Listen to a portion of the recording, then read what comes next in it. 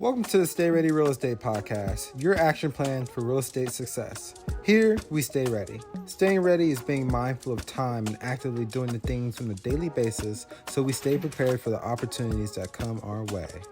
Join your host, Emeka, as he dives into the world of real estate investing, interviewing experts and sharing actionable insights. If you enjoyed this podcast, please subscribe today. We would love to know each and every one of you. So please go to GogbonnaEquity.com and click Invest with us today so we can figure out how we can get to your investing goals. Hey everyone, Ian Sharp here in New Zealand. Yeah, super excited to be on with Emeka. I've seen a lot of his podcasts and the guests that he has on, and those people inspire me just like Emeka does as well. And yeah, I've been investing for about 20 years in New Zealand and for about 3.5 years in the States. So yeah, super excited to jump on today, and hopefully I can share a couple of nuggets that people might find relatable.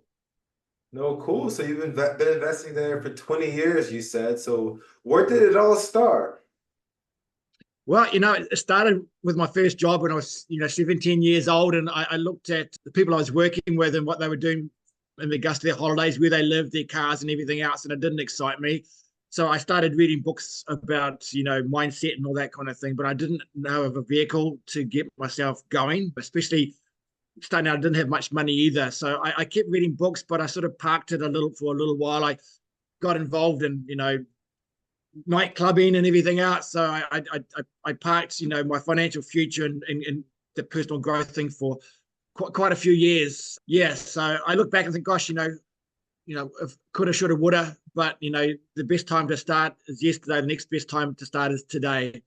So I got started about 20 years ago, and it's been a rocky road in some ways. You learn from experiences sometimes, but you also learn through the people that you associate with. And I don't know anyone who's been successful in real estate or any other endeavor that hasn't tripped up a couple of times for various reasons. But it's not how far you fall, it's how much you pick yourself back up and keep moving forward. So, and we never stop learning, right? Emeka, was students for life for sure.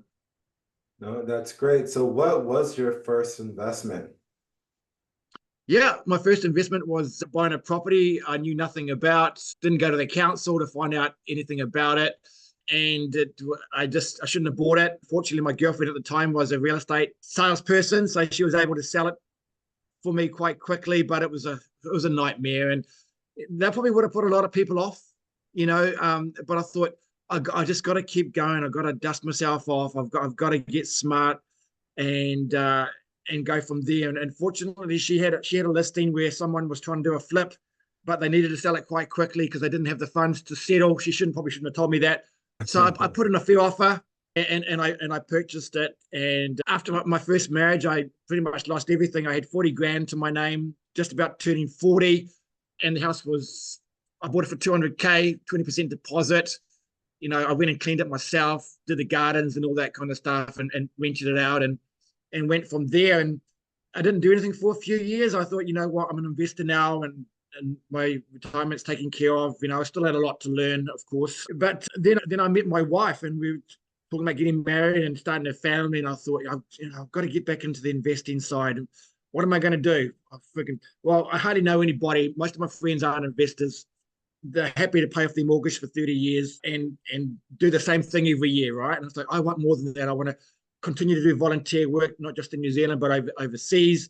And I want to be in control of my own time and money, because while I'm working for someone else, they dictate how much I get paid, how many holidays I have, and when I can take them, and all that kind of stuff. And I never really liked that 9-to-5 mentality. Would never really sat very well with me. So I joined a mentoring organization here in New Zealand and started networking with people, starting to get to know people a little bit. And because we weren't earning that much money, I needed to start buying duplexes, where they had two incomes coming from one property. And we'd do that, we'd buy and we'd renovate it, get good tenants in there, and wait a little while, refinance it, get some money out, and do that. And we did that a number of times, half a dozen times. And it was going really well. But it did get to a point where the bank wouldn't lend us any more money, and the market had changed and all that. So what we did is we sold a couple of our properties to pay off our own house. So we thought, well, let's just pay off our own house and reduce our financial footprints a little bit. And I thought, well, we're comfortable now. We've got a few properties. We're doing pretty well. And Then I came across a post from Hadar, and I thought, gosh, what's he talking about investing in the States? Because I had spoken to him about it a couple of years before that at a networking gathering in Auckland.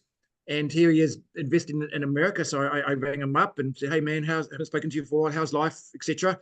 And he's told me that him and a guy called Barbaro were running a mastermind in the States, and that he'd also been investing in the States for half a dozen years and really, really enjoying it. So I did my own due diligence. I rang up a couple of people that were in the group, and I liked what they had to say. And, primarily I was going into this for the finances, break that ceiling that we had and move to the next level.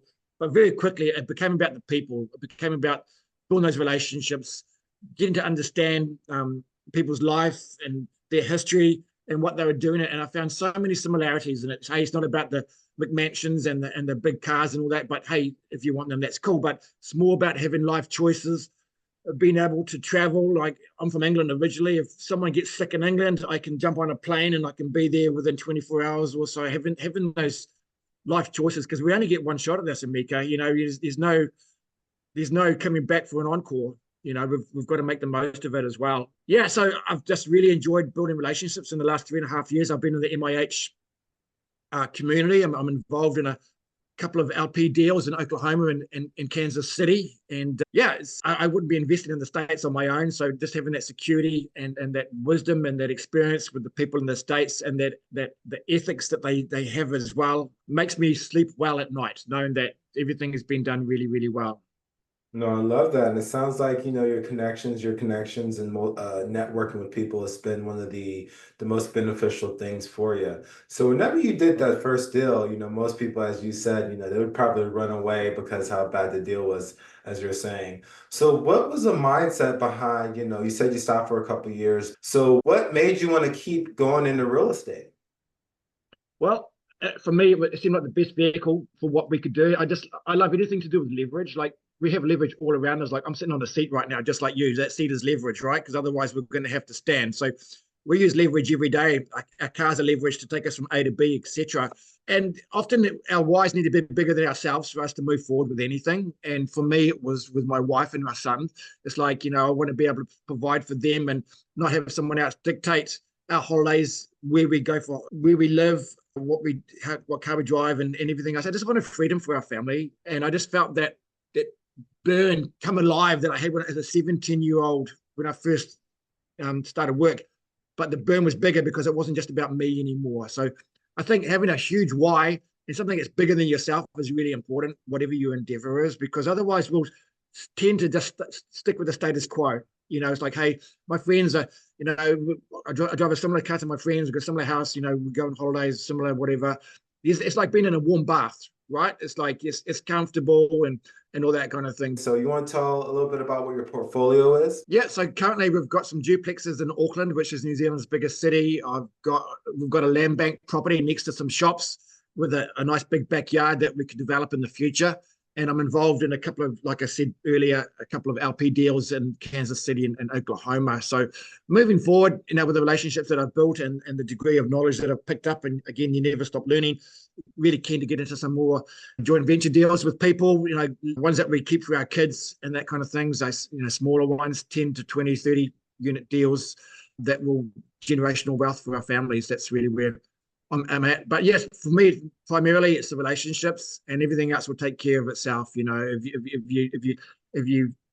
you plant into other people's lives and you look at ways to serve them unconditionally and all that kind of thing, good things happen. Whether it's in your community, whether it's something else. It's such an important thing. And you asked me to talk about a couple of books that I recommend and think a couple of books that have been really pivotal to me. Well, obviously, Rich Dad Poor Dad was one of the major ones back in the day, and then another one, The Richest Man in Babylon. That was really important to me too. But more in the last couple of years since I've joined the MIH community, one is The Go Giver. This book here, really, really love that book, and the power of being in a network was made real to me really quickly, because within a couple of weeks of joining MIH, I was in a Zoom call with the guy who wrote this book. It's like, wow. And there's about 20 people on this call. It's like, you almost felt like you were there, like with this guy. It's like, I would never have this opportunity without being around like-minded people that have been doing this longer than me, that have built these connections with these authors and all that kind of thing. So that really hit home for me. And then when I read this book, it's like, I really relate to this book, but I've never had it in a printed format, so I could actually collate how I feel and what I like to do for other people. So this book was really, really powerful for me, and it's definitely one of my favorites. And then another book is The Honeybee as well, written by Marco's brother Gino and Gino's partner Jake Stenzio.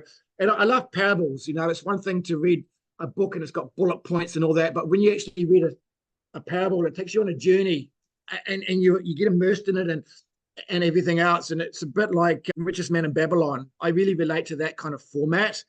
And it's like, yeah, you know, you've got to think differently to the normal out there, and you've got to take action. You've got to get out of your comfort zone. You've got to go meet people, and there's going to be dead ends along the way, but you just got to be consistent, and you just got to keep turning up every single day. And consistency is something I think is not a big deal for a lot of people these days. They want things now. They want instant gratification. They want results now. They want to post it on Facebook. They want to show everybody what they're doing. And, you know, I want to be a humble go-giver that's just slowly every day moving forward. And I want people to look at me and say, if Ian Sharp in New Zealand can do it, I can do it. You know what I mean? And I think that's really what I want, because, yeah, man, like nothing comes easy. Like being fit and all that, I've got to work for it. You know, some people walk past the gym and they freaking they get some guns just by walking past the gym. Everything has come hard to me, man. We came to New Zealand from England in 1972 on a boat. Back then, the pound was worth less than the dollar. So we were dirt poor. We were having to clean movie theaters on the weekend just to make ends meet. And I know what it's like to not have much money. Would go, you know, on Christmas Day, would go to the special place to be given Christmas lunch, because, you know, we didn't have our own Christmas lunch and all that kind of stuff. And the thing my dad said to me was, son, never give up. You know, just freaking keep on going. And that's the best bit of advice my dad's ever given me. So I appreciate not being handed things. I appreciate that anything you want, you've actually got to go out there and get it, but you've also got to get out there and give it as well. You know, I think that's really important. If you could start all over again, how would you redo everything when it comes to your real estate portfolio and how you got into it? Yeah, and that's a funny one. We can dwell on that as people, and we often do. But yeah, I wish after I bought that first property that I'd got serious then. But I look back even in my early 20s and stuff. You know, I was flatting with a lady, and her boyfriend was a real estate investor back then. You know, in the 80s and stuff. And it's like, why didn't I talk to him about it? You know what I mean? Like, why? And I had a couple of other opportunities that passed me by. And sometimes opportunities are right in front of us, but we're so busy looking somewhere else that we don't recognize them. And I guess if I've got 3 pieces of advice, I think that's something you wanted me to do was first of all, take stock of your current situation, like where you are, and look at the trajectory you're on. It's like, is that going to get you where you want to go? Like, is that, because if it is, great, just keep doing what you're doing, right? But if it's not, then you need to pivot. You need to sit down, write out a goal, a game plan with your partner if you've got one, separate ones, and then bring them together. And the third thing is start meeting people. You've got to get out of the house. You've got to get out, attend meetings, and a lot of things are going to turn up. It's going to be a no-show, whatever. You just got to keep on getting out there and making it happen. You know, when I used to go to these Auckland meetups, sometimes it'd be the pouring rain. It was like an hour each way to get there. And I think, what am I doing here? You know, like, this really isn't clicking for me. People are in their little groups, and I feel like no one can see me. But I met Hadar there. You know, I met Hadar, and we've been friends for 17, 18 years now. And little did I know, a few years later, that opportunities were going to arise. So even if you feel like you're not making progress, you're growing as a person. That's really, really important. And with that, we're going to move on to the next segment of the show, where I ask everybody the same 3 questions.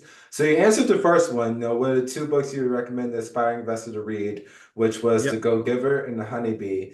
Second question is going to be, what has been the most impactful speech or lesson that has helped you in your career? Yeah, definitely just my dad telling me never give up. You know, like, never give up. That's probably been the most important thing. And because it was a family member and someone I could see was trying really hard for the family, that really hit home for me, because it's wonderful to hear people speak eloquently about this and that, but it's actually really relatable to you, and you're actually in the trenches with them. That was really a big deal for me, and that stuck with me. And it was really, it's only a few words, but it meant the world to me. And that's honestly the best thing that my dad's ever told me. And third question would be, if you could have dinner with anyone dead or alive, who would it be and why? Yeah, that's a good question. I had to think about it for a while, and I didn't want to pick people that necessarily everybody knows, but Winston Churchill is someone that I would really be interested to catch up with. There's still a lot about him that I don't know, but I know that back before the Second World War started, that in Germany were doing their thing and starting to, to prepare for war and everything else. The government was saying, hey, we need to get alongside Germany. We need to, build better partnerships with them, everything else. And he was pretty much on his own thinking, no, if we do anything like that, these guys are going to overrun us. They're going to take over our country, etc. So he stood up against the masses, against what was popular, and said, no, we've got to prepare ourselves for war, and obviously his speeches, they make the hair on your back of your neck stand up, we'll beat them on the beaches, and all that kind of stuff. Just seemed like an amazing man. And the world would be probably a lot different if that one person didn't do what he did. Oh, cool. And in 30 seconds before we head out, what are 3 actionable items that people can do today to get started in their career? I guess I've already covered that. Really, is take stock of where you're at, right? Because unless you do that, you don't realize how much time we're wasting, and that we're on the wrong train. I remember years ago in Wellington, the capital, I was sitting in a carriage waiting for it to go to take me home, and 20 minutes went past. There's about 5 people in this carriage, and the carriage wasn't even hooked up to the train. But the train had taken off, and someone hadn't hooked it up. So we've got to make sure we're on the right train for a start. And if we're not on the right train, freaking work that out, and then just get around people. Look at ways to serve. Hey, this meetup that I go to, is there something can I help put out the seats? What can I do? Get to know the speakers or whatever else. Get there early, leave late. Because some of the best conversations are when most people have gone home. And really, really work on your mindset. Readers are leaders, and we are who we associate with, but also with what we read as well. Be very careful about what we take in. There's been a lot of stuff going on in the States the last couple of days. Just take everything with perspective and look at things from a third person point of view, and think that and know that ourselves, we've got our own filters, we've got our own way of thinking of things, and step outside that as well. I love it. I love it. And how can the audience reach out to you if they have any questions? Yeah, probably the easiest way would be through Facebook. So I think you put my Facebook link with your podcast and everything else. But yeah, I love meeting new people and connecting and talking about wellness and nutrition and all that kind of stuff. When I first started with the MIH 3.5 years ago, I helped set up a wellness page. We've got about 180 people in that group talking about nutrition, supplements, exercise programs and all that kind of thing. And it was something I could bring to the table because I've been into nutrition for over 30 years. And for my age, I feel like I'm pretty fit, pretty healthy, but I love sharing and learning from other people in that arena as well. All right, Ian, thank you so much for joining the show, and I hope to have you back soon. Thanks, Emeka. Hey, thanks for having me, my man. I look forward to catching up with you again.